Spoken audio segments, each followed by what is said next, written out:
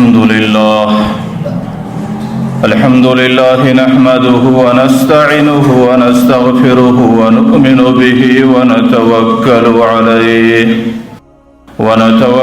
عليه ونعوذ بالله من شرور أنفسنا ومن سيئات أعمالنا. من يهده الله فلا مضل له ومن يضلله فلا هادي له. ونشهد أن لا إله إلا الله وحده لا شريك له. ونشهد أن سيدنا ومولانا محمدا عبده ورسوله. أما بعد فأعوذ بالله من الشيطان الرجيم. بسم الله الرحمن الرحيم. يا أيها الإنسان ما غرك بربك الكريم. وقال رسول الله صلى الله عليه وسلم الدين النصيحة. آمنت بالله صدق الله مولانا العظيم وصدق رسوله النبي الكريم ونحن على ذلك من الشاهدين والشاكرين والحمد لله رب العالمين. محترم حاضرین، اللہ تعالیٰ د ټولو مخلوقات خالق دے، اللہ تعالیٰ د ټولو مخلوقات رازق دے، اللہ تعالیٰ د ټولو مخلوقات مالک دے. دے مخلوقاتو کی چې کم څوک د عدم سه وجود ته راځي، دا د الله تعالی په قدرت سره راځي او پر دې باندې د الله تعالی د علم احاطه ده. او چې کم څوک د وجود سره د عدم پر طرف باندې سفر کوي، دا هم د الله تعالی په قدرت سره ده او دې باندې د الله تعالی علم محیط ده. ځکه د الله تعالی دومره زیات صفات دي او د الله تعالی د صفاتو دومره زیات کثرت ده. کچېرې د دنیا درختې ټوله قلمونه سي او د دنیا دریابونه څو ټوله رنگ او سیاهي سي، او بیا په دې قلمونو باندې او په دې سیاهي باندې د الله تعالی د صفاتو لیکایي او د الله تعالی د صفاتو عدد او د الله تعالی د صفاتو شمار روان سي. یو وخت به داسې راځي چې ټول قلمونه به مات سي او ټوله سیاهي به ختمه سي، لیکن د الله تعالی د صفاتو لیکل، د الله تعالی د صفاتو شمارل او د الله تعالی د صفاتو ځان ته معلومول، دا پای ته هیڅوک نشي رسولی، نه هیڅ کله رسېدلی سي، نه هیڅ کله څوک کولی سي، نه د چا د وس خبره ده، نه دا د چا په توان کې راځي. د الله تعالی په صفاتو کې د الله تعالی یو عظیم صفت هغه دا دی چې الله تعالی قدردان دی او د الله تعالی صفت قدردانی ده. قدردانی څه ته وایي؟ قدردانی هغه صفت دی چې کله یو څوک پر یو چا باندې ډېر مهربانه سي او د هغې سره ډېر رحم او محبت وي، نو د هغې د محبت په خاطر باندې د هغې عمل نه ردول او هغه عمل کوونکي انسان ته د ده د توقع څخه زیات د ده سره د احسان او د نیکۍ معامله کول، دې ته ویل کېږي قدرداني. چې کله ستا د یو چا سره محبت دی او د محبت په خاطر باندې د هغې هر عمل تا ته قبول دی او د هغې د هر عمل په بدله کې د هغې د توقع د تمې څه زیات د هغې سره احسان او نیکي کول، دې ته ویل کېږي قدرداني. نو الله تعالی یو صفت قدردانی لري او الله تعالی قدردان دی. د الله تعالی سره د بندگانو د اعمالو ډېر زیات قدري او الله تعالی د بندگانو پر اعمالو باندې د بندگانو د توقع د امید خلاف د هغې څه زیاته معامله ورسره کوي او د هغې څه زیات اجر و ثواب ورکوي. که هر څومره کوچنی عمل دی، که هر څومره معمولی عمل دی او که هر څومره کم عمل دی، چې کله بنده د الله تعالی د رضا دپاره وکړي نو د الله تعالی دربار کې هغه ضرور قبول دی. د دنیا د بادشاهانو یو دستور دی، د دنیا د حاکمانو یو طریقه ده چې کله یو څوک د هغې حضور ته کوچنی او معمولی تحفه پیش نو هغه کوچنی او معمولی تحفه نه قبلوي، هغې د ځان دپاره استخفاف بولي، هغې د ځان سپکاوی بولي، بلکې د هغو همیشه دا توقع تمنا وي چې زموږ حضور ته د لوی لوی تحفې پیشیږي. لیکن د الله تعالی معامله د دې ټولو برعکس ده او د دې ټولو برخلاف ده. که هر څومره کوچنی عمل دی، که هر څومره معمولی عمل دی، که هر څومره کم عمل دی که هر څومره سپک عمل دی چې کله یو بنده د الله تعالی دربار دپاره وکړي د الله د ذات دپاره وکړي د الله تعالی په حضور کې د هغې قبولیت یقیني ځکه د الله تعالی اصول او قانون دا دی فمن یعمل مثقال ذره خیرا یره چې کم څوک د خیر عمل د یوې ذرې مقدار وکړي یره الله د هغې مزدوري د هغې اجر او د هغې ثوابه په خپلو سترګو باندې وویني ځکه د الله تعالی صفت قدردانی ده الله تعالی د دې خپل صفت په خاطر د بندگانو د اعمالو ډېر قدر لري کله کله الله تعالی د یو خپل حکمت او مصلحت په خاطر باندې پر یو بنده باندې مشکل حالات راولي پر هغې باندې مسکنت راولي پر هغې باندې بیماری راولي او پر هغې باندې یو بل قسم مشکلات او پریشانی راولي لیکن چونکه الله تعالی ډېر قدردان ذات دی د هغې پریشانۍ د لرې کېدو څخه وروسته الله تعالی د هغې سره دو چنده احسان کوي او هغې باندې د هغې څه زیات ښه حالات برته راوستونکی دی ځکه د الله تعالی قرآن کریم کې فیصله ده ان مع العسر یسرا ان مع العسر یسرا چې کله سختی راله د هرې سختۍ سره الله تعالی د اسانۍ فیصله کوي او کله کله خو د یوې سختۍ سره الله تعالی پر انسان باندې دوی اسانۍ راولي چې کله پر بنده باندې سختی راله او د سختی راوستلو ذات هم د الله تعالی ذات دی او د دې سختۍ په راوستلو کې د الله تعالی حکمت دی او د خپل حکمت په تقاضا باندې الله تعالی پر بنده باندې مشکل کشیښوی لیکن بنده په ډېر صبر سره په ډېر استقامت سره د هغې برداشت وکړي او پر هغې باندې صبر وکړي نو د هغې په بدله کې الله تعالی برته پر ده باندې بهترین حالت راولي الله تعالی د دې مشکلاتو بهترین اجر او بهترینه بدله ونه ورکوي لکه یو شاعر وایي اذا اشتدت بک البلوا ففکر فی الم نشرح چې کله سختی در باندې راله مشکلات در باندې رالو نو بیا ته د قرآن کریم د الم نشرح په صورت کې لږ فکر کوه فإن العسر بین یسرین اذا فکرته فافرح ځکه الله تعالی هلته د دیوې سختۍ سره دوې اسانۍ لیکلي دي ځکه عسر لفظ معرفه دی د اهل علم اصطلاح دا ده چې معرفه چې دوه واره ذکر سي یو ځل معتبره ده او د دې په مقابل کې یسر اسانی ده دا نکره ده چې کله دا معاده سي نو دوه ځله معتبره ده نو ځکه د یوې سختۍ سره الله تعالی پر انسان باندې دوه ځله اسانۍ راولي ځکه د الله تعالی دا اصول دي د الله تعالی دا قانون دی چې کله بنده عمل وکړي نو الله تعالی به وایي د الله فیصله دا ده چې دې بنده ته به دستي اجر او مزدوري ورکول کیږي د دنیا په انسانانو کې دستور دی کله یو څوک د خپل کار دپاره د خپل خدمت دپاره او د خپل عمل او مشقت دپاره کور ته راولي نو په هغې باندې فرق کار وکړي لیکن چې کله د هغې د مزدورۍ وصولولو زمانه راسي نو بیا په هغې کې دی د ځنډو د تاخیره څه کار اخلي د هغې دپاره د پیغمبر علیه صلات وسلام د الله تعالی فیصله بیانوي چې اعطوا الاجیر اجره قبل ان یجف عیرته چې در څو پورې د هغې د تندي خوله لا نه وي وچه سوې نو ته به خپل مزدور ته مزدوري په دې وخت کې بیا ورکوې لیکن که ستا سره هر څه ستا سره اساني ده او په هغې غریب باندې د خپل کار وکړې او په هغې باندې د خپل ضرورت پوره کوې لیکن چې کله د مزدورۍ وخت رالی ته د هغې سره مخ و شاته خبرې کوې نو مطل الغني ظلم بیا خو ستا د طرفه دغه ځنډ ظلم دی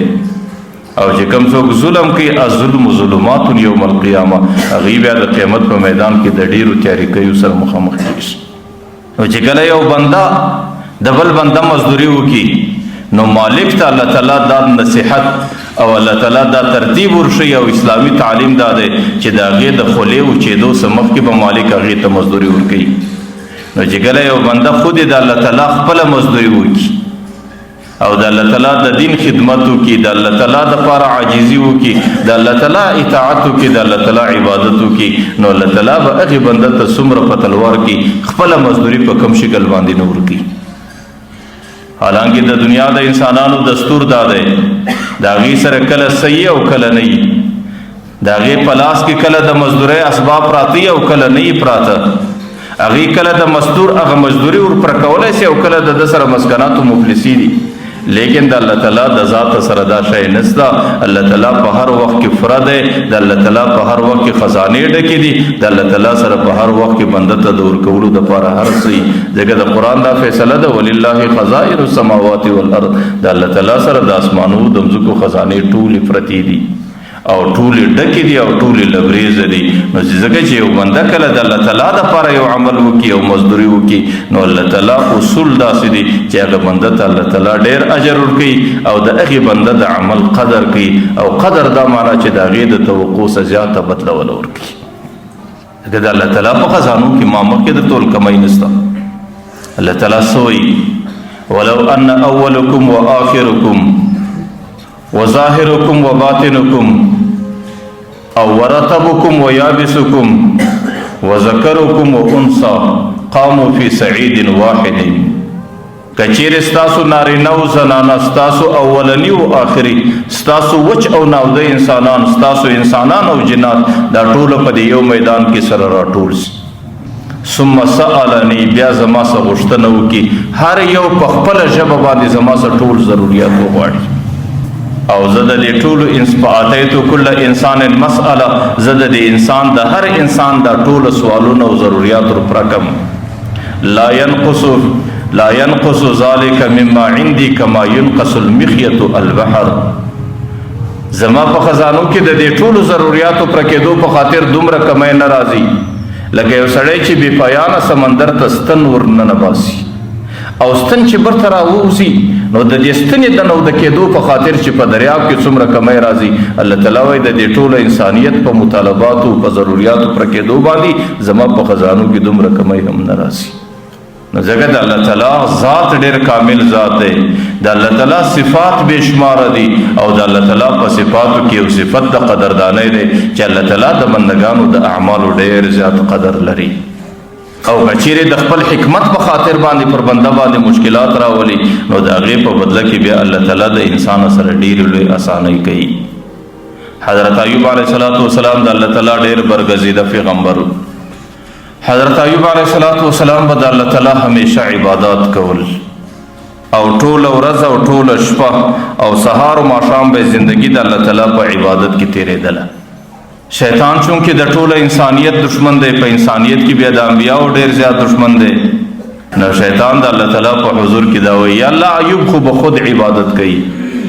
د ایوب سره د کم شي کمی دی؟ یا الله ایوب ته د بهترین صحت ولور کړی دی، د هغې په کور کې بهترینه زنانه ده، د هغې سره بهترین بچي دي، د هغې سره بهترین مال و دولت دی او د هغې ټوله ضروریات پوره دي. نو چې په دې حالت کې دی د الله تعالی عبادت نه وکړي نو بې کله کوي. نو ځکه ایوب خو به خود دا عبادت کوي. چې کله شیطان د الله تعالی په حضور کې د حضرت ایوب علیه السلام متعلق دا وینا پیش کړه نو الله تعالی پر حضرت ایوب علیه السلام باندې د امتحان اخیستلو په خاطر د حالاتو بدلون را روان د ټولو سمخ کې د حضرت ایوب علیه السلام په کور کې اور ولګېدی او د اور لګېدو په خاطر باندې چې په کور کې څومره سامانونه و هغه ټوله وسوځل.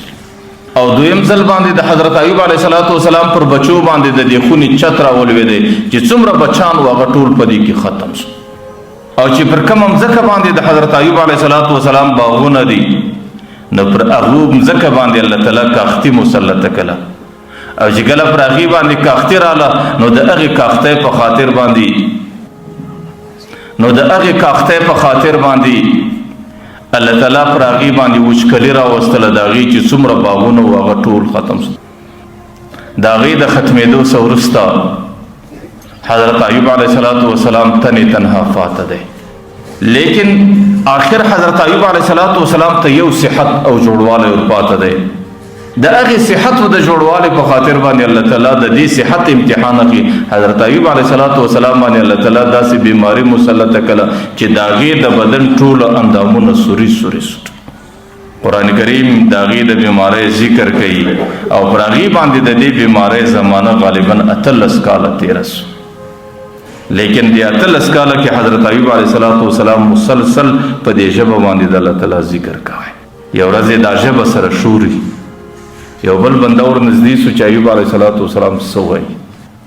حضرت ایوب علیه السلام په دې حالت کې په دې ژبه باندې دا کلمات ادا کوي یا الله چې پر ما باندې کم حالت دی زه په دې حالت کې راضي یم،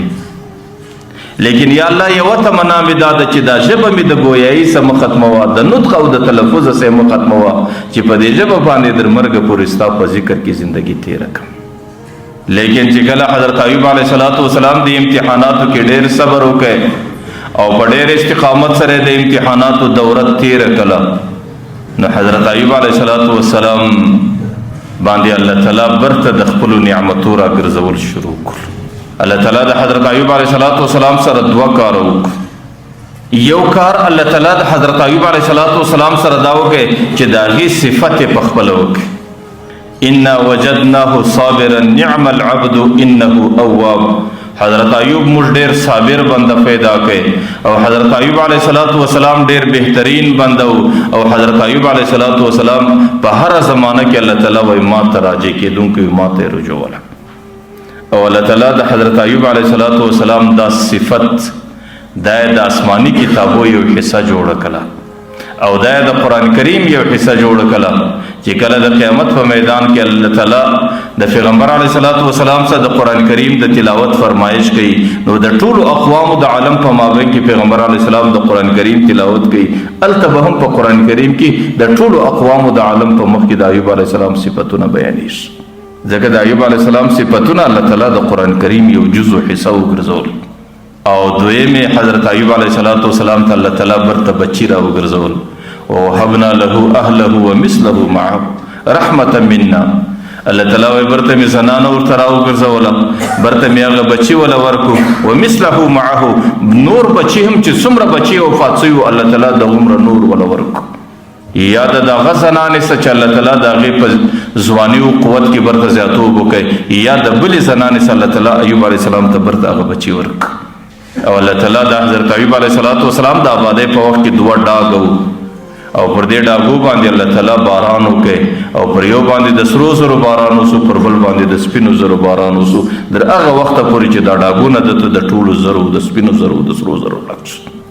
نو حضرت ایوب علیه السلام بیرته د الله تعالی شکر ادا کړي او حضرت ایوب علیه السلام د هغه مخکنی حالاتو سره الله تعالی پر هغه باندې وروسته بهترین حالات راوستل. نو ما درته ویل چې کله الله تعالی د یو حکمت په خاطر باندې پر بنده باندې کله مشکل حالات راولي او بنده په مشکلاتو کې راولي او بنده پر هغې باندې صبر وکړي او د هغې صبر کولو څخه وروسته الله تعالی پر هغه بنده باندې د هغې څخه زیات بهترین حالات راولي. ځکه د الله تعالی دا ترتیبات چې پر انسان باندې راځي دا یو حکمت لري یو مصلحت لري او د حکمت او مصلحت په خاطر باندې د انسان څخه د برداشت تقاضا کوي.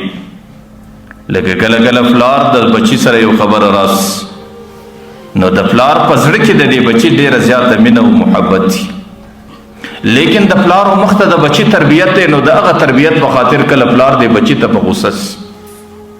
او کله کله خو د زیات تربیت په خاطر باندې پلار پر دې بچی باندې د صافي ډیواره وکړي. لیکن چې کله بچی هغې په صبر باندې برداشت او بچی په ښه نیت باندې د پلار سره زندگی روانه کی، نو د پلار چې مخکینی پر دې بچی باندې څومره رحم دی د هغې سه پر دې بچی باندې نور رحم زیاتېږي. نو الله تعالی خو پر دې بچا پر دې انسانیت باندې د پلرونو ډېر مهربانه دی. نو چې کله پر یو بنده باندې مشکلات راولي هغې کې د بنده تربیت مقصد دی، په هغې کې د بنده لوړو درجاتو ته رسول مقصد دی. لیکن چې کله بنده هغې په ډېر ښه ترتیب باندې برداشت کړي نو د هغې د برداشت څخه وروسته الله تعالی پر هغې باندې ضرور بهترین حالات د وسایع حالات د اسانۍ حالات راولي او الله تعالی د بنده سره د ډېرې نیکۍ او د احسان معامله کوي. ځکه الله تعالی قدردانه دی، الله تعالی د بنده د هر عمل قدر لري. که هر څومره کشنی عمل دی که هر څومره لوی عمل دی چې کوم عمل بنده د الله تعالی د ذات دپاره وکړي نو د هغې د الله تعالی په دربار کې ډېر لوی قدر وي. د حضرت عمر رضی الله عنه زمانه، حضرت عمر رضی الله عنه مکې مکرمې ته راغلی دی. د مکې مکرمې ستنې تنها برته په سفر باندې ځي مدینې منورې ته. چې کله د شپې ماخستن سفر وکړي نو ناوخته ماخستن لاره کې راغب راځي، جحفه راځي چې اوس د حاجانو دپاره د عمرې میقات دی، نو دې حدودو ته شاوخوا راورسېدی. چونکې دشت د سفیره سارا ده نو د شپې آرام کوي. چې کله آرام کوي نو د شپې په آخره حصه کې د تهجد پر وخت د حضرت عمر رضی الله عنه سترګې را روڼې سوې. چې کله اسمان ته وکتل نو د اسمان فضا ډېره صفا ده او سپوږمۍ ډېره روښانه ده او د حضرت عمر رضی الله عنه پر دې زړه باندې یو نوراني کیفیت دی. د سپوږمۍ ته ډېر زیات ګوري. صحابه د مدینې منورې عاشقانو د دې سپوږمۍ د یاده څخه د مدینې منورې میاشت او سپوږمۍ په یاد ورله چې دې میاشت ته به اوس خلک مدینه منوره کې هم ډېر ګوري او د مدینې منورې سره محبت د هغې د پیغمبر علیه صلات وسلام د حضور په خاطر چې مدینه منوره کې پیغمبر علیه صلات وسلام وجود درلودی نو ځکه دوی د مدینې ډېر عاشقان چونکې د شپې حصه ده او نوراني زمانه ده او یخ هوا حضرت عمر رضی الله عنه باندې لګیږي او د قبولیت مقام دی. حضرت عمر رضی الله عنه په دې شپه کې لاس پورته کوي څه وایي اللهم ارزقني شهادة فی سبیلک. یا الله یوه تمنا مې دا ده چې مرګ د شهادت را په نصیب کړه او دویمه تمنا مې دا ده واجعل قبري فی بلدة حبیبک. یا الله قبر مې د محمد رسول الله په مدینه کې جوړ کړه. بس نو حضرت عمر رضی الله عنه په دې نیمه شپه کې یو د شهادت دعا د ځان لپاره کوي او دویم د محمد رسول الله په مدینه کې د قبر جوړېدو درخواست کوي. لیکن الله تعالی د هغې د دعا په کوم شکل باندې قدر کوي. الله تعالی د هغې د دې اعمالو په کوم شکل باندې قدردان دی. حضرت عمر رضی الله عنه صرف شهادت غوښتی دی. اوس که الله تعالی پر هر غره باندې شهادت ورکړي د حضرت عمر دعا قبوله ده. که په هر دشت کې شهادت ورکړي د حضرت عمر دعا قبوله ده او که پر هر مځکه او پر هر خطه باندې شهادت وله ورکړي نو د حضرت عمر د شهادت غوښتنه و د هغې دعا قبوله ده. لیکن الله تعالی د هغې څومره قدر کوي چې کله حضرت عمر رضی الله عنه ته شهادت ورکړي نو حضرت عمر رضی الله عنه په حالت د اوداسه کې دی او دویم حضرت عمر رضی الله عنه پر لمانځه باندې ولاړ دی او پر لمانځه باندې خاص کر د محمد رسول الله پر مسله باندې ولاړ دی او په خوله کې د قرآن کریم تلاوت دی او پر ریاض الجنه کې د جنت پر مځکه باندې ولاړ دی. یو غلام مجوسی دی هغه رالی په دې نس کې په خنجر باندې ووایي او په هغه مسجد نبوي کې دننه د جنت پر مځکه حضرت عمر رضی الله عنه شهید. نو دا د الله تعالی قدردانی ده چې د بنده دعا قبلول د بنده عمل قبلول او د بنده د توقع د امید څخه زیات د بنده سره څه کول. د حضرت عمر توقع صرف د شهادت ده لیکن الله تعالی شهادت د اوداسه په حالت کې ورکړي. الله تعالی شهادت د لمانځه په حالت کې ورکړي. الله شهادت د قرآن د تلاوت په حالت کې ورکړي. الله شهادت د پیغمبر علیه صلات وسلام پر مسله او پر محراب باندې ورکړي. حضرت عمر رضی الله عنه دویمه دعا دا کړې چې الله زما قبر په مدینه کې جوړ کړه. اوس که الله تعالی د حضرت عمر قبر جنت البقیع کې جوړ کړي هم د هغې دعا قبوله سوه او که الله تعالی د حضرت عمر قبر د مدینې په هر کنج کې جوړ کړي د حضرت عمر تمنا پر ځای سوله. د حضرت عمر غوښتنه پوره سوه لیکن الله تعالی د هغې د غوښتنې قدر په کوم شکل کې الله تعالی د جنت پر مځکه قبر ورکړي او د پیغمبر علیه صلات وسلام په حجره مبارکه کې قبر ورکړي او د پیغمبر علیه صلات وسلام پښو مبارکو ته دننه قبر ورکړي چې د پیغمبر علیه صلات وسلام پښې مبارکې د وږو د سره سره برابرې. نو دا هغه د الله تعالی قدردانی ده چې هغې غوښتنه صرف د دې کړې ده چې زما قبر مدینه کې جوړ سي لیکن الله تعالی د هغې د توقع خلاف د هغې د توقع زیات د هغې د توقع برتر د هغې سره په دې شکل باندې معامله کوي چې کله حضرت عمر رضی الله عنه قبر کې کښېښول نو د انسانانو د تلو څخه وروسته زموږ اسلامي عقیده دا ده چې حضرت عمر رضی الله عنه او هر مرده ته دستي نکر و منکر راځي او د هغې څه څو پوښتنې کوي. یو روایتو کې راځي چې کله حضرت عمر رضی الله عنه ته ملایکې راپېښ شوې د نکر و منکر په شکل المر ربک ستا رب څوک دی دور تو زما د جواب ضرورت نسته تاسو د دې صاحب قبر د پیغمبر قبر ته لاس ونیوئ تاسو د دې صاحب قبر څه پوښتنه وکړئ چې عمر د کوم رب عبادت وکړي. هغه ورته ما دینک دی ورته زما د جواب ضرورت نسته تاسو د دې صاحب قبر سره پوښتنه وکړئ چې د حضرت عمر زندگی او مرګ پر کوم دین باندې راغلی. هغه ورته من نبیک دی ورته تاسو د دې صاحب قبر څخه پوښتنه وکړئ چې حضرت عمر د کوم نبی سره زندگی تیره کړه حضرت عمر رضی الله عنه د کوم نبی خدمت وکړي او د حضرت عمر رضی الله عنه زندگی د چا په خدمتونو کې تیره سوله. چې کله حضرت عمر رضی الله عنه هغه ملایکو ته دا جواب ورکړي نو هغوی پر خپل مخ باندې ځي. نو د حضرت عمر رضی الله عنه د دعا قدردانی الله تعالی په دې شکل باندې کوي. نو الله تعالی د انسانانو د اعمالو ډېر قدردان دی ولیکن هغه اعمالو کې یو شرط دی چې هغه اعمال صرف د الله تعالی د رضا دپاره شي که لږ عمل دی که ډېر عمل دی که کوچنی عمل دی که لوی عمل دی چې کله یو عمل د الله تعالی د رضا دپاره سي د الله تعالی سره د هغې عمل ډېر قدر وي الله تعالی هغه عمل قبلوي الله تعالی د هغې عمل بدلا د دې عمل کوونکي درته وکو زیاته بنده ته ورکوي حدیث شریف کې راځي چې کله یو بنده روژه ونس او روژه کوچنی عمل دی لیکن روژه یې د الله تعالی د ذات دپاره الله تعالی څومره بدله ورکوي نفلي روژه یې نیولې ده پیغمبر علیه الصلاة والسلام وایي من صام یوما تطوعا یو چا نفلي روژه ونیوله یوه ورځ یې ونیوله ثم اعطي ملء الارض ذهبا بیا د دې مځکې ټوله فضا الله تعالی د سرو زرو د سپینو زرو ورته ډکه کړه د مځکې سره روانه صدر اسمانه پورې ورته ډکه کړه لم یستوفي ثوابه دون یوم الحساب الله تعالی د قیامت د میدان څخه مخکې د دې بنده ثواب نشي روپره کولی د دې بنده ثواب د یوې روژې دا به الله تعالی د قیامت په میدان کې ورپره کوي او د قیامت څخه مخکې که دا ټوله کائنات دې بنده ته په جولۍ کې ورواچي او په پله کې ورواچي د بنده د یوې روژې بدله الله تعالی نفره کوي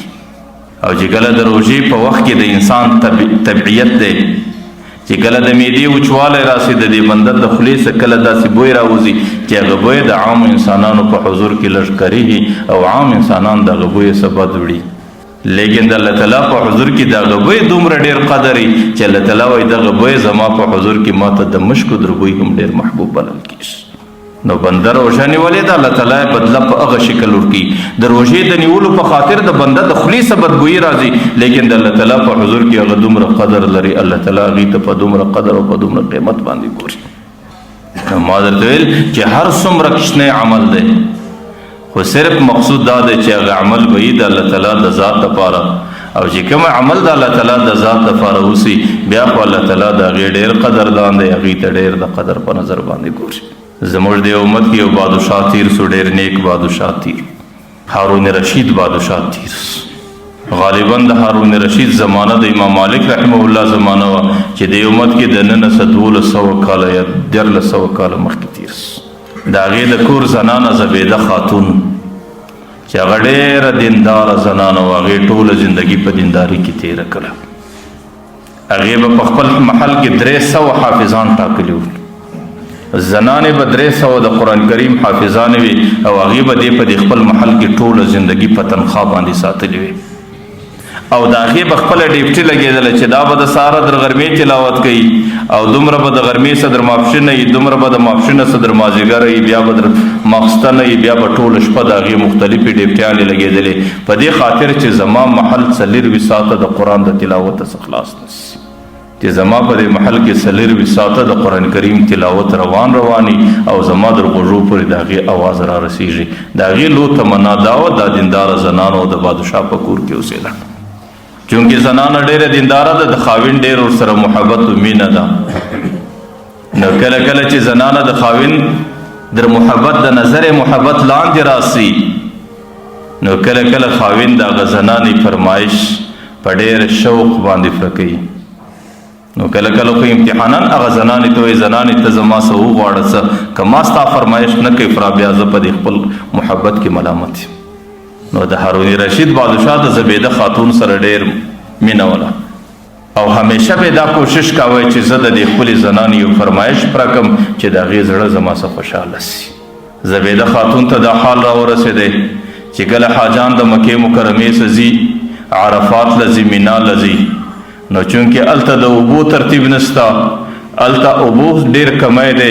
او ډېره زمانه حاجان د دې حج ترتیب په تنده کې تېروي او کله کله داسې مشکلات راسي چې حاجان په د تندې په خاطر باندې چولاوسي نو د هغې سره همیشه شوق دا چې کاش ما د حاجانو د خدمت دپاره د یو اوبو بندوبست برابر کړی چې کله د خاوند سره د دې خبره راله او خاوند دا ورته وایي چې زنانې زما ستا سره ډېر محبت دی او که زما د محبت امتحان اخې ته ما ته فرمایش وکړه چې زه هغه فرمایش په څومره شوق باندې پوره کوم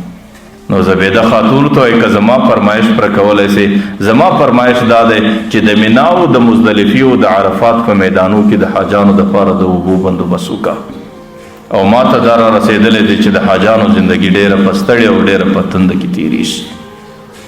نو هارون رشید بادشاه د دې خپلې زنانې پر نامه باندې د طایف د غرو څخه د یو چیني څه یو نهر روان کړی او دا نهر په غرو کې تلې در هغې حده پورې پر هغې باندې ډېر غټ مال و دولت خرڅ کړئ، هغې د عرفات تر میدانه پورې ورسوئ.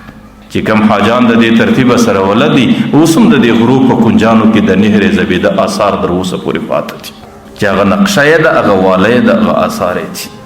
نو بیا به پر حاجانو باندې د حج دورانیه ډېره په اساني تېرېدله. او دی چې کوم نهر جوړ کړي د هغې څه په زرونو انسانان، په زرونو حیوانان، او په دې غرو کې چې څومره خصمانان دي، او په دې غرو کې چې څومره مرغان دي، هغې ټول پر دې باندې اوبېدل. حالانکه یو انسان ته عبور کول څومره افضل عمل دی. کله کله خو د یو انسان د اوبېدو په خاطر الله تعالی د انسان د مغفرت بندوبست کوي. لکه حدیث شریف کې راځي چې کله د قیامت میدان یو سړی به پر هغې به الله تعالی د جهنم فیصله کړي، د هغې د بدعملۍ په خاطر به د هغې ترتیب په جهنمیانو کې، لیکن دی به د قیامت په میدان کې ګرځي، یو جنتي به در دې لاس ونسي او دا به ورته وایي چې سړی ته ما پېژنې؟ نو هغه ورته وایي زه خو تا نه پېژنم. ورته وایي زه ستا سره تعلق لرم، دی به ورته وایي زما سره څه تعلق لرې؟ نو هغه سړی به ورته وایي چې سړی په پلانکۍ ورځ ته تږی وې، ما تا ته یو ګیلاس اوبه در کړي دي. نو دی ورته وایي چې اوس څه در سره وکړم؟ ورته وایي نن پر ما باندې ورځ ډېره سخته ده، د الله تعالی په دربار کې زما سپارش وکړه، زما شفاعت وکړه چې الله تعالی ستا په سپارش او شفاعت باندې ما د جهنم څخه آزاد کړي. نو دی به هغه بنده در دې لاس ونسي، د الله تعالی عرش ته به یې پیش کړي، یا الله دې بنده زما سره په دنیا کې احسان کړی دی او دنیا کې زه د دې بنده در احساناتو لاندې یم، ما ته یو ګیلاس اوبه راکړي دي، او یا الله زه اوس د دې قیمت په میدان کې د هغې د احسان بدله ورکول غواړم. الله تعالی ورته بدله په کوم شکل ورکوي؟ یا الله بدله په دې شکل ورکوم، د دې غریب قسمت کې جهنم لیکلی دی، دی د جهنم څخه آزاد کا. نو الله تعالی به د هغه یو ګیلاس د اوبو په خاطر د هغه جنتي شفاعت د ده په حق کې قبول کړي او دی به د جهنم څخه آزاد کړي او دی به جنت له بیایي. نو اوبه بنده ته ورکول دومره لوی ثواب، لیکن زبیده خاتون چې کوم نهر د دې په خاطر باندې جوړ سلو، پر هغې باندې په زرونو انسانان په هر کالونو کې اوبېدل او د اطرافو څخه حیوانان راتلل او د هغې د اوبېدو بندوبست په ورباندې و. حالانکه حیوان ته اوبه ورکول څومره فضیلت دی. بخاري شریف روایت دی، یو زنانه ده، هغې ټوله زندگی په زنا کې تېره کړه، په ګناه کې تېره کړه. یو ورځ د یو کلي څخه د بل کلي دپاره هم د زنا په خاطر روانه ده. چې کله ځنګله ته نږدې راله نو که ګوري د ځنګله په اړخ کې یو څا دی او د دې څا پر غاړه باندې یو سپی پروت دی، هغه ډېر تږی دی، هغې د خپلې تندې په خاطر باندې د دې څا دا نودم ځکه څټي. هغه زنانه چې کله ورته ودرېدله نو هېڅ ترتیب نه ور معلومېږي، اخر یې د پښې څه موزه وکښله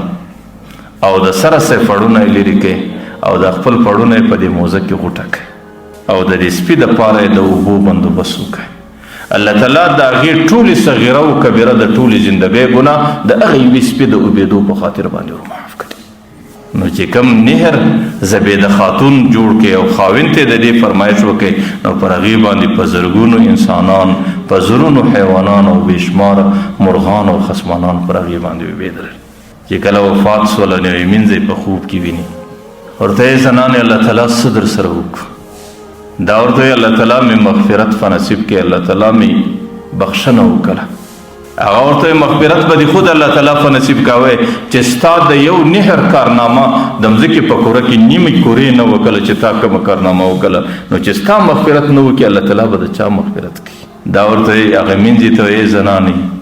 الله تعالی په دې خاطر زما مغفرت نه دی کړی چې ما نهر تر عرفات رسولی دی. چې کله د نهر مسله د الله تعالی حضور کې راله، الله تعالی راته ویل چې نهر به خود تاسو جوړوئ، ستاسو سره د بیت المال خزانه وه او ستاسو سره د عوامو پیسه او دولت و، تاسو په خپل شخصي دولت نه دی جوړ کړی، دا مې د بیت المال په خزانه باندې جوړ کړی دی. نو الله تعالی زما د نهر چې څومره محنت او زما د نهر چې څومره عمل او اجر و هغه یې ټوله ختم کړي. نو بیا ورته الله تعالی دې څنګه مغفرت وکړي؟ ورته زما یو کوچنی عمل د الله تعالی حضور کې رالی، بس الله تعالی د هغې ډېر قدر وکړي، الله تعالی ډېر قدردانه ذات دی، د هغې د قدر په خاطر باندې الله تعالی زما مغفرت وکړي. ورته کوم عمل؟ وایي زما د ځوانۍ زمانه وه او زه په کور کې ناست وم او دې وخت کې زه ډېره وږی وم او ما ته بهترینه نفقه پرته وه. لکه د زنانو په کور کې عام طور مزاج داسې چې هغې آزاده زندګي تېروي، نو زما دا پړونه د سره څه شو سوی دی پر دې وږو مې پروت. او دې وخت کې زما دې نفقې ته ډېره اجتهاده او ما د خپله ګوله ورته جوړه کړه چې کله مې نفقې له ګوله وروړله او راپورته مې کله د مسجد څخه د الله اکبر اواز راپورته او زما په زړه کې دا راغله چې یا الله څومره بې ادبي ده چې زه سرتور سر ناست یم او د مسجد څخه د الله اکبر اواز راپورته کېږي نو هغه ګوله مې برته کښېښوه هغه د لوږې او د اشتها تکلیف هغه مې وشاته کړې اول مې پر دې سر باندې پړونه یې سم کړې د هغې څه وروسته مې ګوله راپورته کړه نو الله تعالی راته ویل چې دا د لوږې تقاضا دې زما په رضا باندې برداشت کړه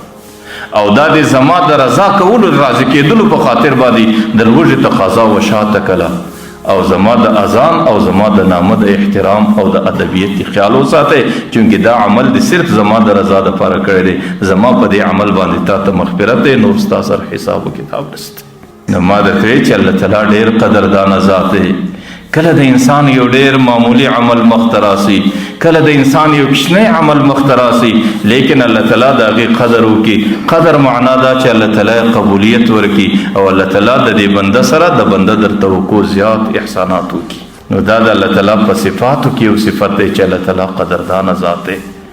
لیکن ما مخکې هم درته ویل زه بار بار دا خبره راګرځوم چې د الله تعالی دربار کې دې ته نه کتل کېږي چې دا عمل لوی دی دا کوچنی دی د الله تعالی دربار کې دې ته نه کتل کېږي چې دا عمل ډېر دی دا لږ دی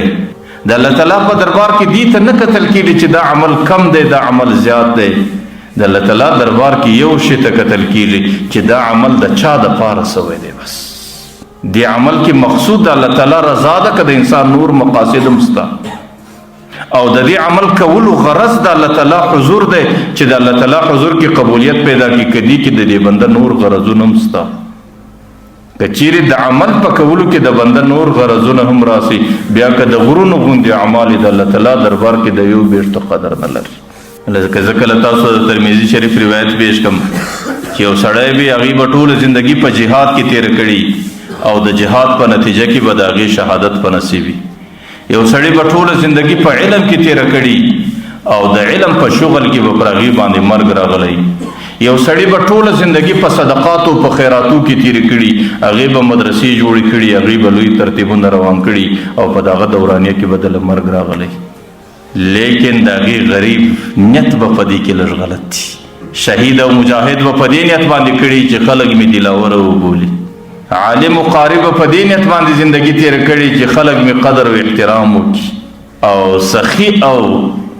هغې به صدقات او خیراتونه په دې نیت باندې کړي چې خلک زما ښه نوم واخلي نو روایاتو کې راځي فقد قیل شهید او مجاهد ته به په دنیا کې خلک وایي چې ته دلاوره د عالم او د قاري به په دنیا کې خلک قدر او احترام وکړي او دغه رقم د سخي او د صدقه ورکوونکي به خلک ښه نوم یاد کړي لیکن د الله تعالی دربار کې بیا د دې اعمالو سړی څه تمه نشي کولی پیغمبر علیه الصلاة والسلام وایي د دې دومره لوی اعمالو سره سره هؤلاء اول من تسعر به نار جهنم دا درې کسان هغه کسان دي چې اولنی به د جهنم اور الله تعالی په دې درو باندې بلوي نو د الله تعالی دربار کې دې ته نه کتل کېږي الله تعالی د چا د اعمالو مجبوره نه دی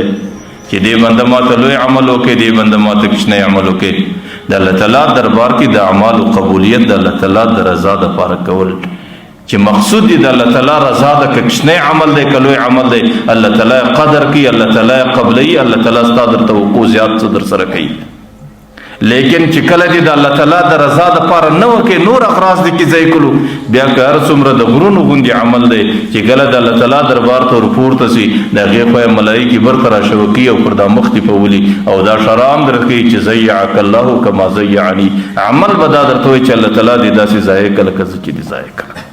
نو الله تعالی قدردان دی الله تعالی د لږ اعمالو ډېر لوی قدر لري روایت کې راځي یو بت پرست دی هغې 90 کاله زندگی د بت په عبادت کې تېره کړه او هغې د خپل حاجت په خاطر باندې ټوله شپه د بت نوم اخلي یا صنم یا صنم یا صنم او دا د بت ذکر دی او د بت څخه خپل حاجتونه غواړي او ټوله شپه په دې شکل کې تېره چې کله د زندګۍ اخرنۍ راغله یو ډېره زندگی د بت په عبادت کې تېره سوه او یو شپه ناست دی د بت ذکر کوي لکه موږ چې د الله الله ذکر کو دی د خپل بت ذکر کوي چې کله د بت په ذکر کې روان دی نو پر ده باندې خوب راغلی چې کله سترګې سره روڼې چې پټې سولې نو په خوله کې لګیا دی د غلطۍ په خاطر باندې د خوب په خاطر باندې د دې خولې څه د یا صنم بجای یا صمد ووته. او صمد الله تعالی نوم دی چې کله په غلطي او په خوب کې دول یا صمد الله تعالی دستي ورته لبیک ما تقول یا عبدي، ای بنده زه په خدمت کې ولاړم څه غواړي؟ نو ملایکې ډېرې حیران نشي چې الله غي نیوي کاله د بت عبادت وکړي او ټوله زندگی د یا صنم په ندا او په نعرو کې تیره کړه، لیکن چې نن د خوب او د غلطیا په شکل باندې د هغې څه د یا صمد لفظ وواته او تا دومره په چسپاندي کې درته جواب ورکړي چې زما بنده څه غواړې زه په خدمت کې ولاړ. نو الله تعالی ورته ملایکو زما د بنده خو د بت پر نامه باندې ډېرې ندایې وکړي او ډېر فریادونه او ډېرې ژړایې وکړي، لیکن د بت د طرفه ته جواب نه و. نن چې په غلطیا کې د زما د نوم د خولې څه ووته نو که زما د طرفه هم دته جواب نه وي بیا به زما او د بت په مابین کې څه فرق چې بت هم دته جواب نه کوي او زم دته جواب نه کور نو زما او د بت په مابین کې فرق څه وسو او د حق او د باطل په مابین کې فرق څه وسو او د حقیقي خدای او د غیر حقیقي خدای په مابین کې فرق څه وسو. نو په دې خاطر باندې ما دته جواب ورکړ او هغه سړی د خوب په حالت کې چې کله د الله تعالی جواب اوري نو راغورځي پر دې خپل بت باندې او پر دې باندې تبر ګرځي او دا بت ټوله ټوکړه کوي او ته چې ظالم نیوي کاله مې زندگی ستا په خدمت کې تیره کړه، لیکن په نیوي کاله کې دی جواب نه کړه. نن چې مې د حقیقي رب نوم په خطا کې د خولې څه ووته هغې دستي جواب را راکړې نو پر هغه ځای باندې دستي کلمه وایي. نو الله تعالی د انسان د لږ اعمالو ډېر قدر لري او الله تعالی قدردان ذات دی. د الله تعالی اصول داسې دي چې بنده چې کوم محنت وکړي بنده ته به د خپل محنت اجر او مزدوري ډېر ژر ملاویږي. حضرت عمر رضی الله عنه زمانو مدینه منوره کې یو تابعی دی غالبا د حضرت عمر رضی الله عنه په عصر کې دی. نو هغې ته الله تعالی ډېر ښایسته رنګ او ډېر ښایسته ستونه یو حنجره ورکړې ده او د هغې کسب و کار ټوله زندگی دا رباب ټکول او د رباب سره غزل ویل، چونکې د بهترین आवाज دی او د आवाज ډېر خوږ دی نو د شایقین پر د باندې ډېر زیات راټول دي. نو په هر محفل کې خلک نازوي او خلک تحفې ورکوي او په هر محفل کې رقم خلک ور باندې راګرځېدلي. نو د هغې زندگی په ډېر ناز و نعمت کې روانه ده، چونکې کور کې یوه زنانه د بچي نه لري نو زنا وخت تیریږي هغه سړي باندې د بوډاوالي زمانه راله، لیکن د بوډاوالي په وخت کې هم د هغه کیفیت او د هغه ترتیب او د هغه شغل نه پرېږدي. چې کله د بوډاوالي په زمانه کې زنانه وفات سو سړی یوازې پاته سو او دې وخت کې د انسان په ستوني کې بدلون راغلی، د انسان په خوله کې غاښونه پاته نه سو او د انسان په دې اواز کې هغه کیفیت او ښایست پاته نه سلو. نو چې کله هر څومره خپل رباب ټکوي او د رباب سره هر قسم ساز او غزل پیشوي، لیکن د خلکو هغه مینه او هغه محبت د خلکو هغه ناز و نعمت د سره ورځ په ورځ کمیږي او د خلکو چې د په طرف باندې څومره توجه ده هغه توجه کې ورځ په ورځ کمی راځي. آخر نوبت در دې حده پورې راورسېدی چې روزانه دی د خپل ځان دپاره نفقه او ګزاره نسي پیدا کولی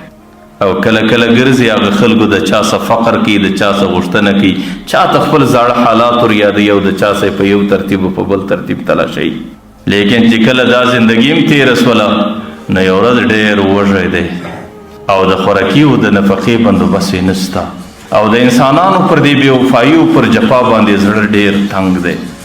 چې ما زندگی څنګه تیره که او د چا دپاره مې تیره که او زما زندگی د خلکو په خوشحالي کې تیره سوه او د خلکو د طرفه زما سره وفا په دې شکل ده. نو بره را روان سو، خپله سارنګۍ او هغه رباب یې راواخیستی. مدینې منورې په اطرافو کې جنت البقیع ادرې ته راغلی او د ادره کې یو نړېدلی قبر دی، په دې قبر کې پرېوتی او الله تعالی ته د خپلې ژړا رباب روان کړي چې الله ستا د مخلوق سره مې زندگی تیره کړه او ستا د مخلوق د شوق و تماشا دپاره مې خپل ژوند ټوله ضایع کړي او یا الله ستا د مخلوق پر ما باندې تحفې وې، پر ما باندې ناز و نعمت و، لیکن چې زما څه هغه ستونی ختم سو، زما څه هغه آواز ختم سو او زما څه هغه شکل ختم سو، نن د مخلوق زما سره دومره جفا ده چې زما د دې آواز اورېدلو ته څوک تیار نه دی. یا الله نن زه د خپلې ژړا رباب و تا ته ټکوم. یا الله بچی چې کله په کور کې پر هغې باندې فالج راسي، بیماري راسي، نو یا الله د مور پلار ترتیب داسې هغه بچی نه ورځي، د هغې بچي خدمت د نورو بچیانو څخه زیات کوي. یا الله زه ستا په مخلوق کې یم، پر ما باندې نن دا ترتیب راغلی دی، نو یا الله ستا د درباره څه دا تمه لرم چې نور به ما نه ناامیده کوي، نه به مې مایوسه کوي. یا الله که مې مرګ په قسمت کې مرګ مې دا دی په قبر کې پروت یم، او یا الله که زندګي راکوې د زندګۍ ترتیبات راته برابر کړه. په یو نړېدلي قبر کې جنت البقیع کې پروت دی، د الله تعالی پر نامه باندې خپله ژړا کوي او د خپل زندګۍ عذرونه پیښوي او د خپلې زندګۍ متعلق ډېر ارمان او افسوس پیښوي چې پر ما باندې په کوم څه کې تېره سوه. حضرت عمر رضی الله عنه د وخت امیر المؤمنین دی. حضرت عمر رضی الله عنه غرمه په کور کې قیلوله کوي، غرمې خوب کې آرام کوي. په خوب کې الله تعالی په خپله ورته را حاضر سو. الله تعالی حضرت عمر ته وایي چې غورځه، په دې هدره کې زما یو دوست، زما یو ولی پروت دی، د هغې دپاره د ډوډۍ بندوبست وکړه او هغې ته د ډوډۍ څه مخکې زما سلام پیش کړه او د هغې دپاره چې کومه وظیفه او روزینه ده در مرګه پورې د بیت المال سور مقرره کړه. حضرت عمر رضی الله عنه چې راوغورځېدی، چونکې الله تعالی په خپله دی، نو په دې خاطر خپلې زنانې ته وایي چې ژر نفقه برابره کړه. هغې چې کله نفقه برابره کړله، حضرت عمر رضی الله عنه په دې اراده باندې چې د الله تعالی د یو ولی خدمت دی، نو دا نفقه یې پر دې خپل سر باندې ایښې ده، جنت البقیع درې ته ځان ورسوه. هغه بوډا چې کله کشار یې واورېدی، که ګوري د مسلمانانو امیر حضرت عمر را روان دی، نو هغې د بیرې او د خوفه څه په دې قبر کې غلی سو. ځکه حضرت عمر رضی الله عنه ته الله تعالی داسې روب ورکړی و. روایاتو کې راځي چې کله به صحابه ورباندې پسې و، چې کله به ده در دې سترګو در بیخ خو دې صحابو ته وکتل، د ده د رعب او د ده د خوف برداشت به هغو نسو کولی، کله به پړ مخې ګزار سو. نو حضرت عمر رضی الله عنه په جنت البقیع درې کې د دې بوډا څخه تیر سو. چې کله د جنت البقیع درې فای ته ورسېدی، برته راوګرځېدی. چې کله رالی دې قبرونو کې ګوري که ګوري یو قبر کې هغه بوډا پروت دی. حضرت عمر رضی الله عنه ورته ودرېدی، هغې په وهم کې دی، هغې سره خپل ربا پروت دی او هغې په بلګېدو کې دی، هغې بلګ وی. حضرت عمر رضی الله عنه ورته وایي بوډا څه کوې؟ دی ورته وایي امیر المؤمنین دې ځای له څنګه رالی په دې غرمه کې؟ ورته وایي بوډا ستا په خدمت کې ستا رب راواستوله او د ټولو څه مخکې ستا رب تا ته سلام وایي او د سلام څه وروسته هغې ما ته نفقه په لاس باندې راکړه او ما ستا د اکرام په خاطر باندې دا نفقه پر خپل سر باندې را رسولې ده او ستا رب ما ته دا پیغام راکړی چې د دې بوډا روزینه او وظیفه به در مرګه پورې د بیت المال څخه جاري. هغه بوډا چې کله خپله زندګي وکتله چې ما ژوند په څه کې تېر کړی او پر دې حالت زه خپل رب ته متوجه سوم، یوه ژړا مې خپل رب ته وکړه او رب زما د ژړا څومره قدر وکړي چې هغې د مسلمانانو امیر په خپله راپورته کوي او د مسلمانانو د امیر په کور کې نفقه برابرېږي او د مسلمانانو امیر پر خپل سر باندې زما دپاره را رسوي او ما ته د خپل رب سلام را پیښوي او ما ته دا پیغام راکوي چې در مرګه به ستا روزینه وظیفه د بیت المال سي. نه هغې بوډا پر هغه ځای باندې په ژړا او دومره زیات یې وژړل. یو روایت کې راځي چې د هغې روح په ژړا کې په جنت البقیع کې وخته. نو مقصود مې دا دی چې الله تعالی کی صفات د الله تعالی صفت قدردانی ده. الله تعالی کله کله د بنده د با اعمالو ډېر قدر لري او چې کله یو بنده هر څومره معمولی عمل د خپل رب د رضا په خاطر باندې وکړي، نو بیا خو الله تعالی هغې ته قبولیت ورکړي. الله تعالی هغه عمل نه ردوي او د قبولیت سره سره د بنده ته د بنده در توقع ډېر څه سره کوي چې د بنده به د هغې ام او تمنۍ الله تعالی به د هغې بدله او اجر او مزدوري په دې شکل ورکوي. خو لیکن زه بار دا خبره راګرځوم چې ګوره یو شرط سته، هغه دا دی چې بنده به عمل د الله تعالی د رضا دپاره کړی. نن خو په موږ کې یو مصیبت راغلی دی، نن په موږ کې یو مرض راغلی دی، نن په موږ کې یو ناجوړي راغلی ده. اول مې څه د لاسه وځي نه چې کله مې څه د لاسه وځي په هغې کې مې 500 غرض زده کړي دي او چې کم عمل سړی د نورو اغراضو په خاطر باندې وکړي نو هغه اغراض به الله تعالی په دنیا کې ورپره کړي، لیکن د الله تعالی دربار کې بیا د هغې عمل د بدلي تمه او توقع سړی نشي کولی. نه، عمل کې دا شرط دی چې هغه عمل به صرف د الله تعالی د رضا دپاره سوی، په هغې کې به د چا د صفت تمه نه لرې، په هغې کې به د چا څه د بدلې تمه نه لرې، په هغې کې به د چا څه د ښه ذکر تمه نه لرې، په هغې کې به د چا څه دا توقع نه وي چې به خلک به په مجلسو کې زما نمونه اخلي او په مجلسو کې به زما ذکر کوي چې پلانکی دومره ښه حاجي دی، پلانکی دومره ښه سخي دی، پلانکی دومره ښه مولوي دی، پلانکی دومره ښه تبلیغي دی. د دې خبرو تمه به نه وي. او که چیرې سړی عمل په دې نیتو باندې کوي نو خلک به د ښه حاجي و، د ښه سخي و، د ښه مولوي په نامه باندې درته ووایي. دا توقع به دې فرض شي، لیکن د الله تعالی دربار کې بیا د څه تمه نه شي کولی. د فقیه ابولیث سمرقندي صاحب چا پوښتنه وکړه چې حضرت د الله تعالی د رضا دپاره چې کوم عمل کېږي د هغه شکل څنګه وي، چې دا عمل صرف د الله تعالی د رضا دپاره دی، د بل چا دپاره نه دی. نو هغه ورته وایي سړی شپانه دې لیدلی دی چې کله د غره په لمون کې پسونه پیایي؟ ورته یې و لیدلی مې دی. ورته چې کله پر شپانه باندې څاښ وخت راسي نو د غره په لمون کې چینه ده، دا شپانه ورسي پر دې چینه باندې اودس وکړي. چې کله اودس وکړی رالی د خپلې رمې و د خپلو پسو په اړخ کې پټو اوار کې او پر دې باندې د اشراق د لمانځه نیت وتړي، د څاښ د لمانځه نیت وتړي او 2 رکعته لمونځ کوي. ورته په دې لمانځه کولو کې د شپانه دا نیت دی چې سبا به دا پسونه زما صفت کوي؟ ایا دا شپانه چې لمونځ کوي دا یې نیت دی چې سبا به دا پسونه ما په ښه نامه یادوي؟ ایا دا یې نیت دی چې زما د دې عمل په خاطر به دا پسونه ما به سره سبا ښه کوي او دا پسونه به په مجلسو کې زما د بزرګۍ او زما د ښه سړیتوب ذکرونه کوي چې دا څومره بزرګ دی، څومره عابد دی؟ ایا د دې شپانه د دې پسو صدا تمه کېدی شي؟ هغه ورته وایي نه حضرت پسونه نه په دې پوهېږي، نه د شپانه د پسو صدا توقع پیدا کېدی شي. ورته په دنیا کې چې سړی عمل کوي د الله تعالی د رضا دپاره عام معاشرې و انسانانو ته به په دغه نظر ګوري. لکه شپانه چې د دې پسو څه د تعریف توقع نه لري، دی به د عام معاشرې د انسانانو څه د تعریف توقع نه لري. لکه شپانه چې د دې پسو څه د بدلې تمه نه لري، دی به د دې نیک عمل په بدله کې د انسانانو څه د بدلې تمه نه لري. لکه شپانه چې د پسو څه دا امید نه لري چې سبا به په مجلسو کې ما په ښه نامه یادوي او زما صفتونه به کوي، دی به هم د معاشرې د انسانانو څه دا توقع نه لري چې سبا به زما نمونه یادېږي، سبا به زما تذکرې کېږي او خلک به ما په ښو صفاتو باندې یادوي. نو که چیرې انسان د معاشرې انسانانو ته د خپل عمل پر بنیاد باندې په دغه نظر وګوري نو بیا خو عمل د الله تعالی د رضا دپاره دی. او که چیرې دې عمل کې نورې خبرې او نور غرضونه سړی ځایي او نور نیتونه کې ځایي، بیا به هغه نور نیتونه الله تعالی پر ځای کړي، لیکن د الله تعالی دربار کې بیا انسان د اجر او د ثواب تمه نه لري. نیک کولی سي، نه د الله تعالی د طرفه ورکول کېدی سي. الله تعالی دې دا مذاکره قبوله کړي. واخر دعوانا